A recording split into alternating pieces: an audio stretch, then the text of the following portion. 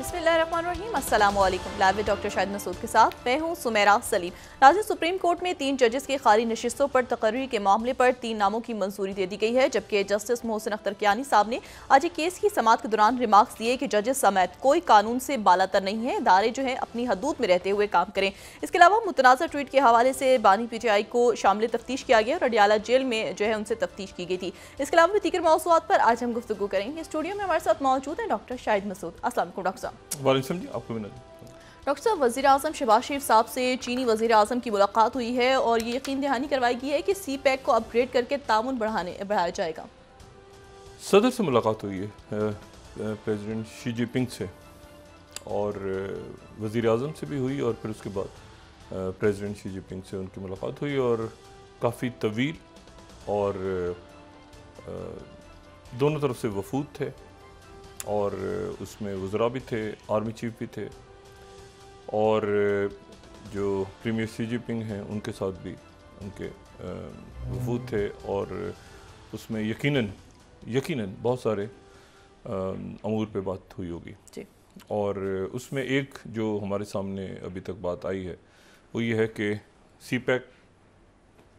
की अपग्रेडेशन, क्योंकि CPEC जो है वो ज़ाहिर है कि मैं गुमान कर सकता हूँ कि जिस वक्त कंसीव हुआ था आइडिया, तो उस वक्त तो अफ़गानिस्तान के अंदर एक दूसरी सूरत हाल थी। तो अपग्रेडेशन में यकीनन अब एक ख़ित्ता एक मुख्तलिफ शक्ल ले चुका है, तो मुमकिन है कि उसमें फिर CPEC में क्या सेंट्रल एशिया की कनेक्टिविटी कैसे होती है, या अफ़गानिस्तान की कैसे होती है, या ईरान के साथ कैसे हमारे मामलात आगे जाते हैं। तो अपग्रेडेशन से मुराद एक तो ये ली जा सकती है कि वो जो पुराना CPEC का खाका था उसी तौर पे ये जब सामने बात आएगी, तो दूसरा अपग्रेडेशन में मुमकिन है ये भी डिस्कस हुआ हो कि जो चेंजेस आ रहे हैं उसमें बहुत सारे ख़ित्ते में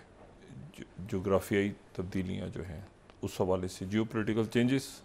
और फिर उसके अलावा जो बात हुई वो प्रीमियर शी जिनपिंग के साथ जो मुलाकात हुई, अगर हम उसको भी यहाँ पे दिखा सकें, तो ये कुछ देर पहले प्रीमियर शी जिनपिंग से मुलाकात हुई, और ये जो वफूद की मुलाकात है इसमें भी यहाँ पर भी प्रीमियर शी जिनपिंग है। तो ये अब जो इसमें जो अहम बात है वो ये है कि एक तो ये है कि अपग्रेडेशन पे बात हुई, यकीनन हुई होगी। दूसरा ये है कि people to people contact, climate, defence के हवाले से यकीनन बहुत अहम बात हुई होगी। आर्मी चीफ अगर वहाँ पे हैं इसमें, तो यकीनन उनकी इस मुलाकात से हट के भी मुलाकातें हम तवक्को कर सकते हैं कि होंगी। और डिफेंस को और सिक्योरिटी को थोड़ा सा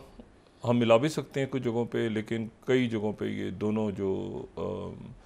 टर्म्स हैं ये अलग अलग अंदाज में भी इस्तेमाल होती हैं, क्योंकि सिक्योरिटी जो है उसमें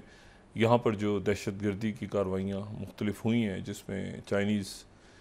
जो इंजीनियर्स थे और उनके नेशनल्स थे उनको निशाना बनाया गया, तो उनकी सिक्योरिटी के हवाले से भी यकीनन बहुत बड़े कंसर्न्स हैं दोनों तरफ, तो उस पर भी यकीनन एक सैर हासिल गुफ्तगू हुई होगी। लेकिन वो ये जो गुफ्तगू है मेरा नहीं ख्याल के ये तो एक बड़ा आप समझें कि फॉर्मल सा आपको नज़र आ रहे हैं ना, जो वफूद हैं बहुत सारे बैठे हैं, लेकिन उससे हट के मेरे ख्याल से सिक्योरिटी, CPEC और जो रीजनल इश्यूज़ हैं वो कम लोगों की प्रेजेंस में वो बात हुई होगी, और शायद हो सकता है कि दौरे से पहले, दौरे के बाद ये मामला, क्योंकि एक मुस्तकिल हमारा ताल्लुक़ है, मुसलसल एक चाइना के साथ ऐसा है जो यानी जो दुनिया में जो भी कुछ हो रहा हो, लेकिन हमारे और चाइना के ताल्लुकात जो हैं वो अपनी जगह पे हमेशा एक ख़ास उनका रंग है। अब ये जो कि फ्लैगशिप है, बाकी दुनिया में तो आप देखें बहुत बड़े इलाके, बहुत बड़ी दुनिया ऐसी है जहाँ पे जो बेल्ट एंड रोड इनिशिएटिव है, लेकिन CPEC चूँकि फ्लैगशिप के तौर पे उसका ऐलान हुआ था, तो इसलिए वो बहुत ज़्यादा इम्पॉर्टेंट भी है चाइना के लिए भी, और वो जो है वो पाकिस्तान के लिए, चाइना के लिए ज़्यादा इम्पॉर्टेंट मैं कहूँगा, हमारे लिए भी बहुत है, लेकिन चाइना के लिए इसलिए इम्पॉर्टेंट है कि उनका फ्लैगशिप प्रोग्राम है। तो अब उसमें अगर डिले होती है, अगर सिक्योरिटी के इश्यूज खड़े होते हैं, बाकी मामलात होते हैं, तो वो फिर चाइना के लिए, क्योंकि पूरी दुनिया में वो बहुत जगहों पे फाल हो चुका है। हमारे भी उसका एक हिस्सा फाल है कुछ, लेकिन वो जो प्रॉपर सी पैक आप कहें ना कि चल रहा है और सारे उसके प्रोजेक्ट्स हैं, और उसमें सिर्फ यही नहीं है कि जो ट्रक जा रहे हैं जो है यहाँ से चीन की सरहद तक, उसमें एक डिजिटल उसका रुख भी है, उसमें ट्रेन्स भी हैं, उसमें बहुत कुछ है, मतलब ठीक है। तो उसमें मतलब सिर्फ ये नहीं है कि हम उसको सिर्फ उसका एक ही हिस्सा देखें, उसके बहुत सारे हिस्से हैं। तो ये भी देखना है कि वो उसकी क्या अब कोई, यानी यकीनन कोई ना कोई टाइमलाइंस होंगी, कुछ सिक्योरिटी के हवाले से इस कंसर्न्स होंगे, लेकिन बहरहाल ये दौरा बहुत अहम, बहुत अहमियत का हामिल, और उसमें साथ ही जो IPPs के जो पैसे हमने देने हैं उसकी भी यकीन एक बात वहाँ से गई होगी कि क्या उसको रोल ओवर करना है, क्योंकि बजट आ रहा है, और बजट जो है वो बड़ा सख्त आ रहा है, और IMF ने उसमें जो कंडीशंस रखी हैं वो बड़ी सख्त और बड़ी आप समझें कि उसमें किसी किस्म की फ्लेक्सिबिलिटी नहीं है। बल्कि यहाँ पर मैं अभी आज मुझे किसी ने बताया, मैंने सुनी ये बात यहाँ पे, लेकिन एक बड़े ऑथेंटिक सोर्स कोई बता रही थी कि यहाँ पर जब बात हुई, उनका IMF के लोग आए थे, तो उनसे कहा कि जी इतने अरब डॉलर्स तो हमें सऊदी अरेबिया दे रहा है, इतने तो यहाँ के लोग दे रहे हैं, इतने तो यहाँ के लोग दे रहे हैं। तो एक मरला ऐसा आया कि वो IMF के वालों ने कहा कि अच्छा आपके पास तो बहुत पैसा है, लगता है आपको हमारी ज़रूरत ही नहीं है। मैंने कहा नहीं आपकी ज़रूरत है ये तो वो इन्वेस्टमेंट वगैरह करनी है, उन्होंने तो इस तरह करके बात उन्होंने, तो वो कोई फ्लेक्सिबिलिटी नहीं दिखा रहे। अब वो फ्लेक्सिबिलिटी IMF अगर नहीं दिखा रही तो ये अब एक सवाल उठेगा कि क्या मतलब किसी एक दो इश्यूज़ पे शायद हम उन्हें कायल कर लेते या वो कायल हो जाते, लेकिन वो फ्लेक्सिबल नहीं है। तो बजट से पहले क्या कोई फ्लेक्सिबिलिटी आती है उनकी तरफ से? नहीं आती। तावक है कि बजट सामने आ जाए, जो कि 12 तारीख की बात हो रही है, तो हम देखते हैं कि उससे पहले या उसके बाद फिर क्या सूरत हाल डेवलप होती है बजट की। इसी दौरान जो है वो जो मैंने कहा ना कि पाकिस्तान पूरे ख़त्ते के वाक़यात, अब इसी दौरान मुमकिन है कि शहबाज शरीफ साहब 10 या 11 तारीख को उर्दन जाएं, ओमान। अगर शहबाज शरीफ साहब नहीं जाते तो शायद जरदारी साहब जाएं, कोई ना कोई पाकिस्तान से शख्सियत वहाँ पे जाएगी, क्योंकि वहाँ पे गज़ा डोनर्स कॉन्फ्रेंस हो रही है जिसमें बहुत से मुल्क शरीक हो रहे हैं, यूरोप के भी, अफ्रीका के भी, एशिया के भी, और सेक्रेटरी ब्लिंकन आ रहे हैं। अच्छा, अब जो सेक्रेटरी ब्लिंकन है ये उनका 8वां दौरा मशरिक़ वस्ता का 7 अक्टूबर के बाद, और इसमें वो कतर भी जाएंगे, इसमें वो शायद मिस्र भी जाएंगे, इसमें वो उर्दन भी जाएंगे। ये जो कॉन्फ्रेंस हो रही है इसकी मेज़बानी मिस्र और उर्दन दोनों ममालिक मिलकर कर रहे हैं। यानी जो आप समझ लें कि जो फ़लस्तीन, गज़ा और मगरबी किनारा, अगर हम फ़लस्तीन लें तो उसके जो पड़ोसी मुल्क हैं दोनों। तो अब यहाँ पे आ रहे हैं सेक्रेटरी ब्लिंकन दोबारा। सीज़ फायर हुआ नहीं है, आज हो गए हैं इसको 8 महीने जंग को, 7 तारीख हो गई, और साथ ही 1 हफ्ता गुजर गया। 1 हफ्ता यानी जुमे के रोज़ प्रेसिडेंट बाइडेन ने वो प्लान पेश किया था। अब यहाँ पर मैं उस प्लान को अगर हम एक दफ़ा दोबारा नज़र, 31 मई को पेश किया था उन्होंने वाइट हाउस, अगर हम 5वीं स्लाइड दिखा सकें, देखें ये 5th स्लाइड दिखाएं कि ये प्रेसिडेंट ब्लिंकन जो हैं, प्रेसिडेंट बाइडेन ने जो अपना पेश किया था प्लान, अब उसमें ये जो जुमले अगर हम दिखाएं तो ये जी, नाउ आफ्टर इंटेंसिव डिप्लोमेसी, अब ये जुमले जो है ना, 4 लाइंस इसमें इंपॉर्टेंट हैं जो एक हफ्ता पहले प्रेसिडेंट बाइडेन ने स्पीच की है। Now after intensive diplomacy carried out by my team and my many conversations with leaders of Israel, Qatar, Egypt and other Middle Eastern countries, Israel has now offered, फिर ये दोबारा repeat हो रहा है, Israel has offered a comprehensive new proposal. यानी ये जो plan था बकौल प्रेसिडेंट बाइडेन के, ये प्रेसिडेंट बाइडेन के बकौल इसराइल का प्रपोजल था।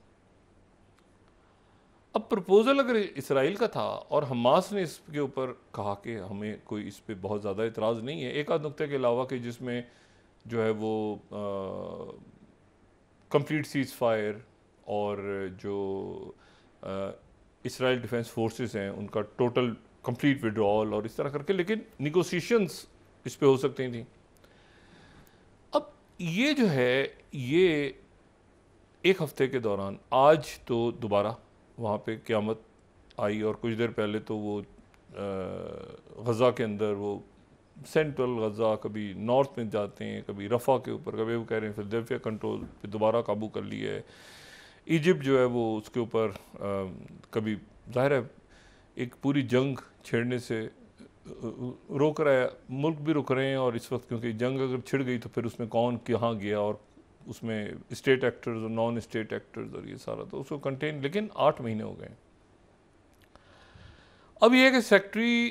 पहले एक तमाशा सा बन गया अभी, मतलब मैं इसको एक तो ये जो एक जहरीत है ना और कत्लेआम है उससे हट के ये एक सफारतकारी का तमाशा बन गया। अब ये तमाशा ये इससे कोई अजीब व गरीब किस्म का एक मैं कोई ज़्यादा मुनासिब तो तमाशे से ज़्यादा कोई मसखरापन नहीं लगता है सफारती, लेकिन एक अजीब मामला है कि जी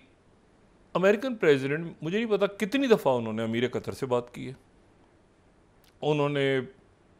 इजिप्शियन प्रेसिडेंट से बात की है, उन्होंने सऊदी जो वज़ीर आज़म वली है उनसे बात की है, वो आए हैं, कभी सेक्रेटरी ब्लिंकन आते हैं, कभी जैक सल्लिवन आते हैं। CIA के चीफ का लगता है काम यही रह गया दुनिया में कि वो इधर ही बैठे रहें हर वक्त। कभी जैक सल्लिवन आते हैं, कभी कंप्लीट सीज फायर, कभी चाइना से बात करते हैं, कभी रशिया से बात करते हैं, कभी या तो इनकी कोई बात नहीं सुन रहा, देखें ना, या तो इनकी कोई बात नहीं सुन रहा और उसके नतीजे में क्या मैं आपको ये बताऊं, देखें ये जो ये गए हैं ना अभी डी-डे जो फ्रांस में नॉर्मंडी, तो वहां पर इतनी इस वक्त बौखलाहट है आलमी सतह पे, बौखलाहट का लफ्ज़ मैं इस्तेमाल कर रहा हूँ, बड़ा एक इसको सोचते नहीं होता ना कि बड़ी एहतियात के साथ, इतनी बौखलाहट और इतना कन्फ्यूजन, इतना क्योस है लीडर्स में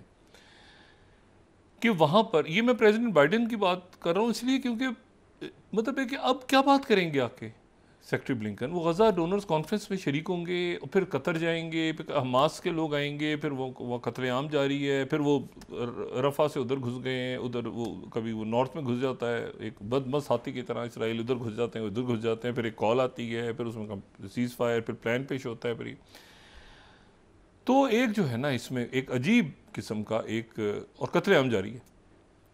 अच्छा, अब मैं बौखलाहट का लफ्ज़ इस्तेमाल यहाँ इसलिए कर रहा हूँ कि आलमी सतह पे बौखलाहट लीडरशिप्स की इसलिए है कि वो आपको नज़र आती है। अच्छा, पाकिस्तान के अंदर भी ये पॉलिटिकल केओस आपको लगता है कभी कभी कि उसी का हिस्सा बन गया, एक जो पॉलिटिकल आपको टर्मोइल नज़र आ रहा है ना, अदम इस्तेकाम है सियासी, कोई मतलब समझ ही नहीं आ रहा कि कैसे मुख्तलिफ चल रहा है सिस्टम यहाँ पे। ये जो है ना ये आपको लगेगा कि जैसे बहुत जगहों पे, मतलब मिसाल के तौर पे मैं एक अजीब व गरीब आपको बात बताऊं कि प्राइम मिनिस्टर मोदी ने एक इंटरव्यू दिया है, उसमें कल ज़रा बात करूंगा खुल के। प्राइम मिनिस्टर मोदी जो है इंडिया के, उन्होंने एक इंटरव्यू दिया, वो इंटरव्यू में कहते हैं कि कुछ साल पहले एक फ़िल्म आई थी गांधी के नाम से। अब प्राइम मिनिस्टर मोदी ये कहते हैं कि उस फिल्म के आने से पहले दुनिया को गांधी जी का पता ही नहीं था। यानी अच्छा, अगर ये तो होती ना कोई बहुत ही कोई आप समझें कि कोई ऐसी बात होती कि कोई और शख्सियत कहे, तो वो कहते हैं जब ये फिल्म आई है गांधी, उसके बाद दुनिया को पता चला है कि गांधी नाम का कोई शख्स भी होता था, उससे पहले तो गांधी का पता ही नहीं था किसी को। 12 तो मैं आपसे ये कह रहा हूँ कि लेकिन जो ये जो बाइडेन की सत्ता लेवल पे हो रही है चीज़, वो जो चीज़ है वो हुई है ये कि जनाब वो अब वो आ रहे हैं, जा रहे हैं, आ रहे हैं, जा रहे हैं, ब्लिंकन आ रहे हैं, ब्लिंकन जा रहे हैं, लेकिन जो वहाँ पे हुआ है वो हुआ है ऋषि सुनक। अब ऋषि सुनक देखें, ये जब हुई वर्ल्ड वॉर का ख़ात्मा हुआ 6 जून 44, जो हम काफ़ी दिनों से डिस्कस भी कर चुके हैं इसको, उसमें वो गए और जाने के बाद इससे पहले कि वहाँ पे बाइडन और मैक्रोन और सारे दुनिया के लीडर्स सब पहुँच के वहाँ पे वो पहुँचे, तो वो वहाँ से ऋषि सुनक वापस आ गए बरतानिया, क्योंकि वहाँ पे जो है वो उनका एक इंटरव्यू था ITV के साथ, इंटरव्यू देना था, तो इंटरव्यू देने के लिए वो पूरी तकारीब छोड़ के वापस आ गए। अब ये खपड़ गई वहाँ पे बरतानिया में भी और फ्रांस में भी कि भाई एक मिनट, ये D-Day की तकारीब है और इसमें बरतानिया का बड़ा रोल है। अगर आप देखें ना, फ्रांस के उस तरफ तो बरतानिया है ना, इत्तेहादी मुल्क, ये जो इसमें बहुत बड़ा रोल था बरतानिया के की जो कोस्टल लाइन है उस नक्शे को अगर देख। अब ऋषि सुनक उसको छोड़ के पहुँच गए वापस, और यहाँ पहुँचने के बाद एक जनाब तनकीद शुरू हुई उनके ऊपर कि आप ये ऋषि सुनक करने का, अच्छा लोगों को यकीन ही नहीं आया पहले कि ऐसा भी हो सकता है कि वो, लेकिन वो उन्होंने चूँकि इलेक्शन की कैंपेन शुरू हो गई, उन्होंने कहा ये दफ़ा करो D-Day की तकरीबों को, जाके इंटरव्यू दो टीवी पे, लोगों को बताओ। वो इंटरव्यू देने वापस आ गए। ITV ने कहा हमने तो आपको ये नहीं कहा था कि आज के दिन ही आपने आना है, आप फिर आ जाते अब तक। अब वो उधर से भी गए, उधर से भी गए, अब उन्होंने पब्लिकली माफ़ी मांगी है। मैं आपसे कह रहा हूँ कि एक ग्लोबल लेवल पे जो एक कन्फ्यूजन है ना, क्योस, आप कहेंगे यार ये कोई संजीदा, कोई ये क्या बात हुई। अच्छा, अब इसको आप ज़रा ये देखें कि टेलीग्राफ क्या लगा रहा है इसके headline, 10th general elections latest, Sunak living D-Day event early was own goal. अच्छा, ये जनाब ओन गोल मतलब अपने में उस खुद ही गोल कर दिया अपने उसमें डाल के ना मतलब ओन गोल, अपना गोल कर दिया खुद ही। अच्छा, और ये जो उनके जो ज़ाहिर लेबर लीडर हैं सामने, तो वो ये कह रहे हैं कि जी केयर स्टार्मर के इन द डेली मेल को देखें तो उन्होंने क्या हेडलाइन लगाई हुई है, sticks in the knife over Rishi Sunak's D-Day disappearing. X says, for me, there was nowhere else I was going to be, even as a Prime Minister own witness minister's mistake. अच्छा sorry, और ये वो सारा। अच्छा, और independent कह रहा है जनाब, misjudge mood of nation by dropping D-Day event, 9th slide. तो मतलब ये हुआ, फिर अपॉलोजी भी की है, CNN ब्रेक कर रहा है कि अपॉलोजी भी की है, 8th स्लाइड। मैं सिर्फ आपसे कह रहा हूँ कि एक कन्फ्यूजन ऐसा है कि जी वो वहाँ पे, अब जो तस्वीरें हैं, अभी तस्वीर देखें ज़रा, अब इसमें जर्मन चांसलर हैं, मैक्रोन हैं, बाइडन है और डेविड कैमरॉन है वहाँ के। अच्छा, डेविड कैमरॉन है क्योंकि वो डेविड कैमरॉन मौजूद हैं क्योंकि प्राइम मिनिस्टर चलेगा। अच्छा, डेविड कैमरॉन भी फॉर्मर प्राइम मिनिस्टर हैं ब्रिटेन के और बड़े ज़बरदस्त, लॉर्ड डेविड कैमरॉन। लेकिन मसला ये कि प्राइम मिनिस्टर गायब हो गए, प्राइम मिनिस्टर वापस चले गए, वापस जाकर उन्होंने कहा इंटरव्यू देना था, इंटरव्यू देना। उन्होंने कहा हमने तो आपसे आज के दिन का तो नहीं था, बाद में आ जाते, वो ज़्यादा इंपॉर्टेंट था। तो अब एक खप्पड़ हुई है, अपॉलोजी, माफ़ी तलाफ़ी। अब जो बाइडन है वही कह रहे हैं, प्रेसिडेंट बाइडन, कि जी मैंने इसराइल का प्रपोजल, ये बस पहुंचे और वो वापस चले गए, शक्ल दिखा के। वो तकरीब में ही नहीं, जो बाकी लोग आए सारे उन्हें ढूंढते फिर रहे हैं, तो ये गायब। अच्छा, एनीवे, अब जो बाइडन है उनके लिए बड़ा ही इंपॉर्टेंट, क्या इसके ऊपर वर्किंग नहीं हुई थी? क्या पहले बात नहीं हुई थी कतर के लोगों से? क्या पहले इजिप्शियन से बात नहीं हुई थी? क्या पहले इसराइल से बात नहीं की हुई थी? क्या पहले रशिया, चाइना, यूरोप, सारे दुनिया के, देखें ना अभी G7 का एलामिया भी आ गया, उसके बाद अरब ममालिक का भी एलामिया आ गया, उसके बाद वो 16 मुल्कों का जो कलम ने पढ़ के बताया, कोलंबिया, ब्राज़ील, सारे दुनिया के मुल्क, उसमें सब ने जनाब हमायत कर दी बाइडन प्लान। वो बाइडन प्लान में अमल ही नहीं हो रहा। अच्छा, अमल क्या नहीं हो रहा? जो बाइडन फिर जो करारदाद पेश करनी थी अक़वाम मुत्तहिदा में, रशिया और चाइना ने कहा कि जी वो करारदाद तो हम उसको शायद वीटो कर दें उसकी, इसको अमेरिका की, क्योंकि इसके अंदर वो लिखा हुआ है कि इसराइल की अगर होगी मंजूरी तो ये ऐसे होगा, तो ऐसे। उन्होंने इसराइल की क्यों होगी, फ़लस्तीनियों की क्यों नहीं होगी? तो आप ये फ़लस्तीनी भी ऐड करें और इसमें जो है हमास भी ऐड करें, तो उसके ऊपर फटा पड़ा हुआ है। यानी वो उसका अल्जेरिया जो वाहिद अरब मुल्क है उसने भी इतराज़ उठा दिए उस करारदाद पे जो अमेरिका ने पेश करनी थी। उन्होंने कहा ये कि उनकी खुशनुदी, वो हमास वाले भी पीछे हट रहे हैं, उधर वहाँ पे खून खराबा जारी है, कत्ल आम, और साथ ही ये डर है कि कहीं लेबनान जो है वहाँ पे मामला ख़राब ना हो जाएं। वो बहुत तल्ख हो रहे हैं वहाँ पे मामला, जो लेबनान के साथ इसराइल का, तो वो ख़त्म नहीं हो रहा मामला। अच्छा, फिर साथ ही क्या हुआ है कि जो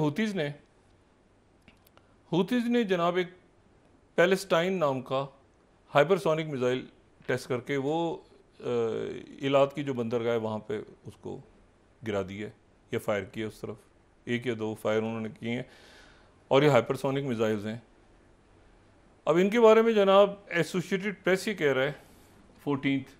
क्योंकि खबरें ऐसी हैं जो जहाँ पर कोई सेंसिटिविटी आती है तो उसको कोट कर, अब वही कह रहे हैं कि जी ये जो मिसाइल हैं ये सॉलिड फ्यूल जो है वो लिक्विड फ्यूल से ज़्यादा तेज़ और ज़्यादा जदीद, तो वही कह रहे हैं कि जी हूतीज़ के जो मिसाइल हैं ये रिजेंबल करते हैं ईरान के हाइपरसोनिक से, ठीक है, और ये जनाब इन्होंने फायर कर दिए हैं, और ये फायर किए हैं जनाब इन्होंने इसराइल की तरफ। अच्छा ये जो है ये अच्छा टेलीग्राफ, ब्रिटेन का टेलीग्राफ कह रहा है कि ये इन्होंने इसराइल पे अटैक किया है, ठीक है, यहाँ तक पहुँचा दिया इसको। 15 स्लाइड अगर हम दिखाएं तो कॉल द पैलेस्टाइन, उस मिसाइल का नाम ही पैलेस्टाइन रखा है उन्होंने, हूतीज़ ने, और ये जो है ये टारगेटिंग पोर्ट सिटी ऑफ इला। अच्छा यहाँ पर जनाब तो ये एक नया क्राइसिस जो मैं बहुत अरसे से कह रहा हूँ कि एक नई फोर्स इमर्ज हो गई है ये रेड सी में, मुझे नहीं पता कि इसको फ्यूचर में कैसे हैंडल करेंगे। वो सूडान के अंदर खुर्तूम में 40 आज जवाब में RSF के लोग मारे हुए, जो वहाँ पे क्राइसिस बढ़ रहा है, ये बिल्कुल सूडान इसके सामने है, यानी दरमियान में बहर अहमर आता है, इधर सूडान है, इधर यमन है, और ये बात ज़हन में रहे कि जो RSF के लोग हैं वो यमन में आके लड़ते रहे हैं। जब खाना जंगी हो रही थी तो बहुत बड़ी तादाद में लोग सूडान से यहाँ के लड़े हैं, क्योंकि यहाँ पर भी जो ज़ाहिर है कि मुख्तलिफ ममालिक जो थे वो इन्वॉल्व थे उस सूडान के अंदर, और यहाँ पर भी तो वो वापस गए हैं, लेकिन वहाँ यहाँ यमन के अंदर उनका बड़ा इन्फ्लुएंस है सूडान का। अच्छा ये अब जनाब फिर आ रहे हैं दोबारा सेक्टिव, और ये जो साथ ही इजिप्ट जो है वो एक अपना ज़ाहिर है कि वहाँ पे क्राइसिस क्रिएट हो रहा है, ये इसके ऊपर जो ये बॉर्डर है, जो रफ़ा बॉर्डर है, वो कह रहे हैं हम रफ़ा क्रॉसिंग को नहीं खोलेंगे, इसराइल अड़ा हुआ है यहाँ पे। और साथ ही 24 जुलाई को उन्होंने दावत दे दी कांग्रेस ने, अमेरिकन कांग्रेस ने, नेतन्याहू वहाँ के खिताब करेंगे। अच्छा अब इसमें इशू ये है कि अमेरिकन कांग्रेस का मतलब ये है कि सेनेट और ईवानी नुमाइंदगान, ठीक है, लोअर हाउस, दोनों यानी एक सेशन से वो खिताब करेंगे और जस्ट वॉर को वो डिफेंड करेंगे। जुलाई 24 उनको बुला लिए स्पीकर ने भी, और जो माइनॉरिटी लीडर हैं सेनेट में, दोनों ने, रिपब्लिकन और डेमोक्रेट्स दोनों ने। फंड रेजिंग हो रही है, और फंड रेजिंग बहुत बड़ी तादाद में जो डेमोक्रेट्स हैं खुद इनके अपने जो बाइडन पार्टी के, वो ट्रंप को पैसे दे रहे हैं, क्योंकि इसराइल देखें ये वो बिल्कुल ये जो है ना ये वो सिचुएशन बन गई है कि जहाँ पे वो आप उधर जाते हैं तो एक वोट बैंक हाथ से निकलता है, एक तरफ जाते हैं तो उधर के लोग उधर मुस्लिम निकलते हैं, उधर ना सिर्फ मुसलमान बल्कि बाकी दुनिया भी तो है ना, मतलब वहाँ पे कैंपसेस में मुजाहरे हो रहे हैं, जुलूस निकल रहे हैं, ये निकलते हैं। प्लस ये कि फॉरेन पॉलिसी, और फॉरेन पॉलिसी अमेरिका के इलेक्शंस में कभी शायद कभी डिस्कस हुई हो 9/11 के आगे। 9/11 के बाद तो खैर फॉरेन इलेक्शन नहीं था, लेकिन ये कि फॉरेन पॉलिसी कम कम डिस्कस होती। इस दफ़ा शायद गज़ा की वजह से बहुत ज़्यादा डिस्कस हो फॉरेन पॉलिसी कि भाई आपने कत्लेआम, यूक्रेन शायद इतना ना हो जितना गज़ा हो। और 27 जून को इसी महीने पहला वो है मुबाहिसा, बाइडन और जो ट्रंप का पहला मुबाहिसा है, सदारती मुबाहिसा, जिसको CNN दिखाएगा बराह रास्त, और CNN उसका मेज़बान भी है, तो वो तो इस महीने के 27 को है, यानी उसमें रह गए आप देखें 20 दिन तकरीबन। और उसके बाद जो जंगबंदी हो नहीं पा रही, हर गुजरता दिन जो है वो मज़ीद लाशें, मज़ीद चीखें, मज़ीद तबाही, मज़ीद इश्यूज़ लेकर आता जा रहा है सामने। और वहाँ से हुतीज़, और ये इसको कंटेन करने की कोशिश हो रही है पूरी, लेकिन सीज़ फायर अगर नहीं हो रहा, और बाइडन का प्लान भी जो कि वो कह रहे हैं कि इसराइल ने पेश किया, वो भी सीज़ फायर अगर नहीं हो पा रहा, तो फिर व्हाट नेक्स्ट, फिर इसके बाद क्या होगा। अब उनकी करारदाद को रशिया चाइना कह रहे हैं वीटो कर देंगे, हम इसको नहीं अप्रूव कर रहे, उसका जो टेक्स्ट है उसको चेंज करो। अब ये जो मामले हैं, ये मामला जा रहे हैं एक बड़ी ख़राबी की तरफ। और मैंने आपसे कहा कि ये बिल्कुल ये जो आप देखें ना, ये रेड सी, ईरान के बाद इराक, अफ़गानिस्तान के हालात, CPEC, आपकी इकॉनमी के इशूज़,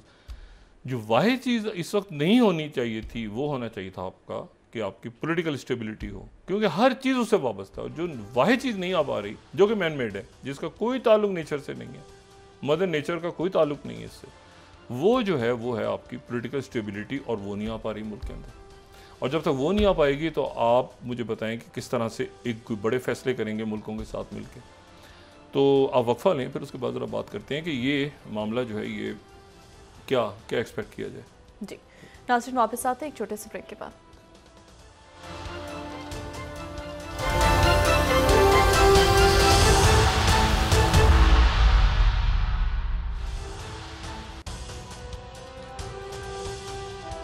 वेलकम बैक नाज़रीन। डॉक्टर साहब, आप ये कहते हैं कि मुल्क में सियासी इस्तेहकाम की बहुत ज़रूरत है। बहुत शदीद, क्योंकि जहाँ पर भी इस वक्त बात कर रहा है पाकिस्तान बतौर एक रियासत, वहाँ से यही बात आ रही है कि आप सियासी इस्तेहकाम पैदा करें, और ये सियासी इस्तेहकाम मुल्क में नहीं आ पा रहा। अच्छा, जो मैंने अभी बात की थी ना प्राइम मिनिस्टर मोदी की, तो ये इतनी अजीब बात है कि इसको अगर हम यहाँ देखें, ये 1982 में मूवी आई थी महात्मा गांधी पे, और इसको ऑस्कर वगैरह भी मिला था, और बड़ी पॉपुलर, अगर हम उसको पोस्टर यहाँ दिखा सकें तो बड़ी यानी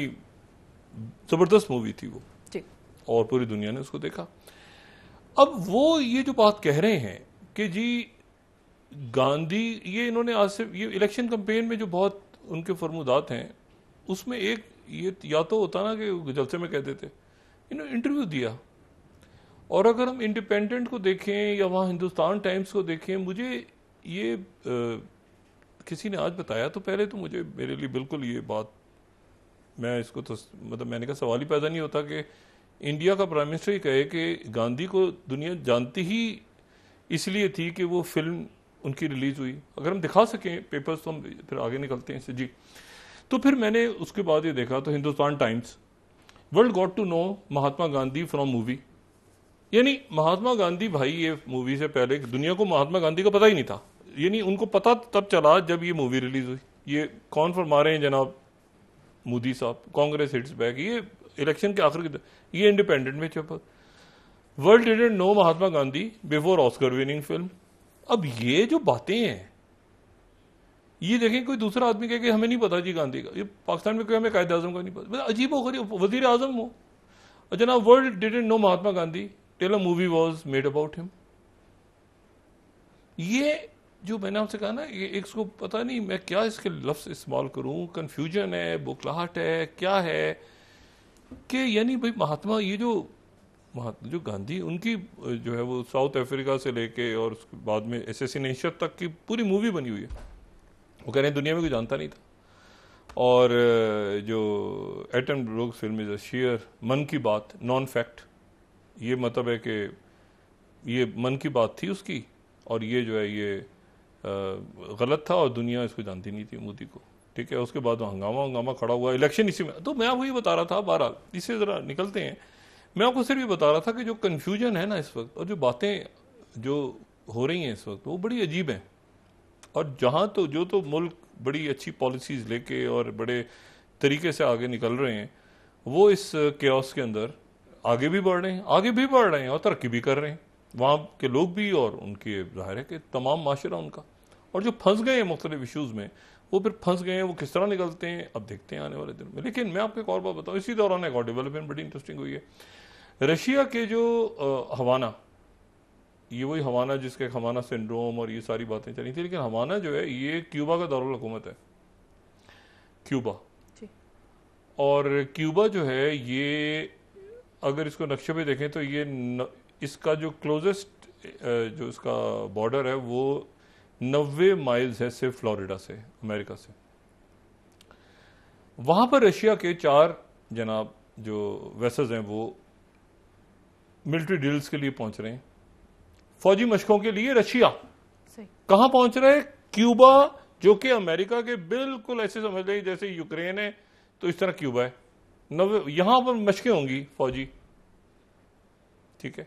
12 तारीख से शुरू होंगी, 17 तक मशकें जारी रहेंगी। अच्छा, वो उसमें न्यूक्लियर सबमरीन है, ये वो सारे क्यूबा के लोगों ने कहा है कि नहीं, कोई इशू नहीं, खतरा नहीं, लेकिन मशकों की जगह आप देखें। अच्छा, क्यूबा जो है ये वो क्यूबा, लोगों को ज़रा मैं याद दिलाऊं, और ये पेपर्स भी देखो बड़े इंटरेस्टिंग है। क्यूबा जो है ये यहाँ पर एक तो कू हुई थी ना जो 1952 में हुई थी, और उसके नतीजे में वहाँ पे वो बेतिस्ता आ गए थे, जनरल बेतिस्ता। फिर उनके अगेंस्ट एक वहाँ पर आप समझें कि एक तहरीक चली, एक कॉमरेड्स ने तहरीक चलाई, और उसमें फेडरल कास्ट्रो भी थे, चेगुवेरा, ये सारे, उनको निकाल दिया, खैर ये बाहर गए, फिर वापस आए जो कास्ट्रो थे, और फिर 59 के अंदर ही वापस आके फिर इन्होंने संभाला वहाँ पे, और क्यूबन मिसाइल क्राइसिस बड़ा 62 का है सारा। तो ये जो है ना, ये दोबारा वहाँ ब्लॉकेट की बात हो रही है। लेकिन अगर आप उस दिन का उस जमाने के, आपको अंदाजा होगा क्यूबा की, अगर हम देखें वहाँ पे, ये डेली न्यूज़ उस जमाने का देखें, बेतिस्ता फ्लीज ये जब दौड़ गए थे, कास्त्रो ने कब कंट्रोल कर लिया, कास्त्रो दाखिल हो रहे हैं जनाब एक गाड़ी में बैठ के, ठीक है। अच्छा, उसके बाद ये कि मतलब है कि उस जमाने में जो है ये US imposes arms blockade, New York Times on Cuba on finding offensive missile sites, Kennedy ready for Soviet shutdown. अच्छा, बहुत खौफनाक अखबार उस जमाने के। Kennedy orders Cuba blockade, cause island Soviet missile base, navy to sink they find red vessels, यानी Soviet vessels. अच्छा, उसके बाद Batista flees Cuba, rebels in power, मतलब LA Times, Kennedy sink the gun runners, ठीक है ना, first clash में कम in hours, Cuba मोबिलाइजेस। मतलब बहुत बड़ा क्राइसिस था, क्यूबन ब्लॉकेड स्टार्ट। ये क्यूबन, इससे ज्यादा शायद ही कभी दुनिया आके खड़ी हो किसी न्यूक्लियर जंग के पास। पिछली सर्द जंग में बिल्कुल ये क्राइसिस क्रिएट हुआ, लेकिन फिर उसके बाद बातचीत खत्म हो गया। लेकिन वो जो दिन थे उसमें सारी दुनिया जो है वो बिल्कुल दमसा। तो ये क्यूबा की इम्पोर्टेंट। अब वो जो क्यूबा है, उसी क्यूबा में पहले तो था कि जी खामोशी से उनके जो स्पाई प्लेन्स थे उन्होंने झांका नीचे, अमेरिका ने उनको, ये तो सोवियत मिसाइल पहुंच रहे हैं यहाँ पे। अच्छा, सोवियत इसलिए पहुंच रहे थे कि नेटो इत्यादि तुर्की के अंदर एक उस वक्त एक इशू खड़ा हुआ था। एनीवे, अब ये प्रॉपर मशकें हो रही हैं, और ये मशकें हो रही हैं क्योंकि क्यूबा उनका बड़ा करीब है हमेशा से, सोवियत यूनियन के भी रहे करीब और रशिया भी करीब रहे। और इसको जो है वो बरतानिया का जो न्यूज़पेपर है 13 स्लाइड दिखा इंडिपेंडेंट, ये कि Putin invokes Cuban missile crisis, उन्हें दोबारा याद दिला दिया as he moves nuclear capable ships to Havana. अच्छा, मैं सिर्फ देखें, ये दुनिया जो है ना, इस वक्त इतने अहम इस वक्त यहाँ इश्यूज हैं और इतने सेंसिटिव इश्यूज हैं, और इतने आप समझ लें कि मुझे जो एक खतरा कभी कभी लगता है कि कोई एक्सीडेंटल वॉर ना हो जाए। जैसे हुतीज ये रेड सी में बेशुमार जहाज, आज अभी उन्होंने अरेस्ट कर लिया है बहुत से जो यूनाइटेड नेशंस और यूएस का जो स्टाफ था वहाँ पे, मुख्तलिफ एड एजेंसीज का, वो कह रहे हैं स्पाइंग कर रहे थे, अब उनको छुड़ाना है। क्या क्या इसमें ये ब्लड शेड जारी है गजा में, इसमें बहुत बड़ी तादाद में आप ये देखें जो ताइवान का इशू। अच्छा, ताइवान ने मुबारकबाद दे दी है मोदी साहब को, उस पर चाइना जाहिर है कि वो, लेकिन मैंने आपसे कहा ये छोटा इशू है, और बहुत सारे इश्यूज हैं जहां पर प्रॉपर एक वो आपको हॉट वॉर का खतरा होता है कि यार यहाँ पर कोई जंग अचानक एक्सीडेंटल वॉर ना, जो मिसाइल ना फायर हो जाए, कुछ ये ना हो जाए। इशू ये है कि अब इसमें जो है मतलब है कि इंडिया में हुकूमत बन जाएगी, जाहिर है जैसे तैसे दौर बाकी जगहों पे आगे जो पाकिस्तान के अंदर एक पोलिटिकल सिचुएशन क्रिएट हुई है, इसको यहाँ पर अब देखें, Russia, China, Middle East, Central Asia, BRICS की समिट आगे आ रही हैं, मतलब बड़े पावरफुल डिसीजंस लेने हैं। अब उन पावरफुल डिसीजंस के अंदर वो उनको मुल्क, ये जो पॉलिटिकल स्टेबिलिटी अगर नहीं आती और आपका उसके नतीजे में यहाँ पे सोशल अनरेस्ट जो ऑलरेडी जो आपको जराइम की शक्ल में आ रहा है, वहाँ से मोबाइल छीन लिया, गोली मार दी, ये हो गया, वो हो गया, लोग परेशानियाँ, एक्सीडेंट्स हैं, क्लाइमेट का इशू है, तो बाकी अब ये इसको कहीं तो ख़त्म करना है। अच्छा, करना किसने है, ख़त्म कैसे होगा? वो बजाय इसके कि वो ख़त्म हो, वो हर रोज़ को एक ऐसी खबर आती है जिसके नतीजे में एक पॉलिटिकल टर्मोइल दुनिया बाहर से देख रही है ना, तो उनके नज़दीक वो बहुत बड़ी खबर होती है। यहाँ शायद लोग उसको हंसी मजाक में लेते हैं, बहुत बड़ी खबर होती है कि इनके मुल्क में क्या हो रहा है। अब आपने सरमायाकारी बिल, अच्छा वो कांस्टेंट के तौर पे टेररिज्म है, आप ज़रा सा आंख चपकते हैं तो पता चलता है, कभी चाइनीज़ पे अटैक हो गया, कभी बलूचिस्तान में कुछ हो गया, कभी कराची में कुछ हो गया, कभी वो अपनी जगह चल रहा है, ठीक है। तो ये अब पॉलिटिकल स्टेबिलिटी तो यहाँ पे नहीं आ रही,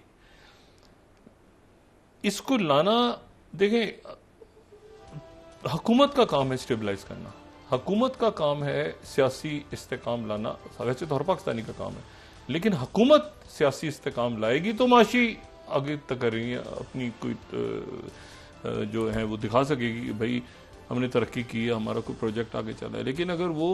टर्मोइल ही रहेगा पार्लियामेंट के अंदर, पार्लियामेंट से बाहर और हर तरफ, कल जलसा है जैसे पीटीआई का, केपी में जलसा हो रहा है, उसमें देखें क्या बात होती है सारी, तो ये अब ये इस तरह से चल नहीं पा रहा, ये चोक हो गया है सारा सिस्टम जो है ना। और इसको एक दफ़ा या तो प्रॉपर चलाएं, जो कल एक रास्ता दिखाया चीफ जस्टिस साहब ने, लेकिन ये कि बात किसे करें, कौन करे, कैसे करे, क्या हो, जब तक वो नहीं होता सिलसिला तो ये तो बात आगे बढ़ता ही जा रहा है मामला। और खान साहब तो पीछे अपने मौक़िफ़ से नहीं हट रहे, हुकूमत जो है वो कहते हैं कि मैं इनसे क्या बात करूं। और ये एक जो बहरान है ये अनफॉर्चुनेटली बढ़ रहा है। तो अगर इसको थोड़ा सा पीछे हट के ज़रा इसको सब देखें कि भाई मुल्क कहाँ किस तरफ चला गया अचानक, और क्या सूरत हाल खत्ते में और दुनिया में पैदा हो रही है, और क्या हम में सकत है मज़ीद इस वक्त इस तरह की सूरत हाल रखने की, कंटिन्यू करवाने की। तो हम तो गुजारिश कर सकते हैं अपने अकाबरीन से, उनका ये करें, सारा जो फैसला साज जो हैं उनका ये काम है कि वो मुल्क के अंदर स्टेबिलिटी लाएं। तो बाकी अब हालात देखें दुनिया के क्या हो रहे हैं। जी बहुत शुक्रिया डॉक्टर साहब। नाज़रीन, इसके साथ ही आज का प्रोग्राम अपने इख्तिताम को पहुंचा। मुझे सुमेरा सलीम को इजाज़त दीजिए। अल्लाह निगहबान। जी डॉक्टर साहब, अपने दोस्तों, रिश्तेदारों, गिरदोनों के लोगों का सब ख्याल रखिएगा। अल्लाह हाफ़िज़।